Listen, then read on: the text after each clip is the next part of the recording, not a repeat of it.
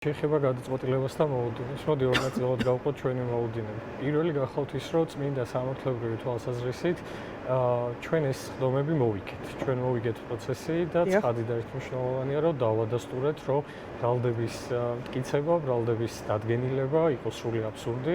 ასევე დავადასტურეთ ის, რომ ბიჭები კანონოპატიმრები იყვნენ აქამდე და უკანასკნელი 9 თვე არ არსებობდა არავითარი საფუძველი ეს ადამიანები ამ გადაწყვეტილებას დაუდებოდნენ საპატიმრო დაწესებულებაში.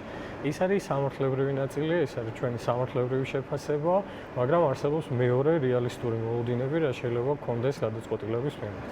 უნებრივია, არც ერთი ჩვენგანი უკვე პატარა ბავშვია არა ვართ და ფანტასტიკურად ვაცნობიერებთ და ამაზე ვსაუბრობთ 9 თვეა, რომ ბიჭების მიმართ მიმდინარეობდა არა სამართლებრივი პროცესი, არა არცაჯულების პროცესი, არამედ მიმდინარეობდა პოლიტიკური დევნა.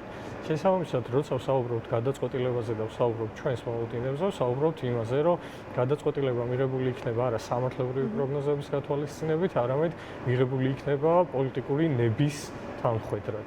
შესაბამისად, ჩვენი მოლოდინი არის ყველაზე ცუდი და უარესი, რაც შეიძლება გქონდეს ამ შემთხვევაში ადამიანს.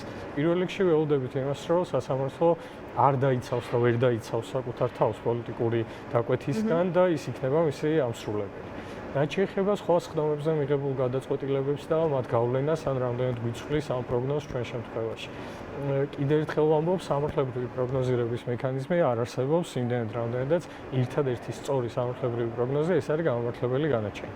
საქმის მასალების მიხედვით, თუ გადაწყვეტილებას მიიღებენ იმასთან დაკავშირებით, რომ შეიცვალოს ბიჭების კვალიფიკაცია და მაგალითად ეს არ იყოს 225 მუხლი და შესაბამისად 4 წლიდან 6 წლამდე თავისუფლების აღკვეთა სასჯელის სახით და იყოს სხვა მუხლი, როგორც არის პოლიციელისთვის საქმიანობაში ხელშეშლა, თავდასხმა, 653 მუხლიან ხულიგნობა, თამამად შემიძლია ვთქვა, რომ ეს ჩვენთვის იქნება ის ნეგატიური გადაწყვეტილება და ვერანაირად ვერც ერთ გამომტყუნებელ განაჩენს ჩვენ ვერ შევხვდებით პოზიტიურად და ვერ შევაფასებთ დადებითად. შესაბამისად, მოდი ესე ვთქვათ, ჩვენი რეალისტური მოლოდინი არის, რომ მიღებული იქნება ცუდი გადაწყვეტილება გამომტყუნებელი გადაწყვეტილების სახით, მიუხედავად იმისა, რომ ამის სამართლებრივი წინაპირობები არ არსებობს, თუ მიღებული იქნა კვალიფიკაციის სრულების გადაწყვეტილება, კიდევ ერთხელ ვამბობ, ჩვენ ამას შევხვდებით კრიტიკულად და გავაგრძელებთ ბრძოლას იქამდე, სანამ ამის ობიექტური შესაძლებლობა არსებობს.